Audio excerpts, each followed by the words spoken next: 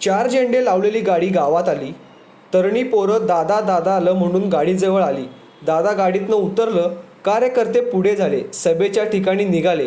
तोपर्यंत एक आजोबा दादा वसंतदादा आल्याती वाटतं असं म्हणत सभेत आले.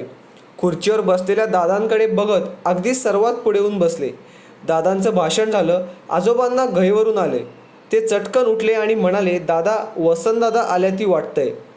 तसं दादांनी त्या आजोबांचं पाय धरलं. आजोबा, मी दादांचा नातू विशाल. तसं आजोबांचे डोळे भरून आले. वसंतदादांचं लय उपकार हायती. तुम्ही दादाच हायचा. एवढी वर्ष आसमानी कोण वालीच नव्हता. तसं दादांच्याही डोळ्यात टचकन पाणी आलं. विशालदादा म्हणाले, आजोबा घाबरायचं नाही. दादांचा हा नातू तुमच्यासाठी लढतोय.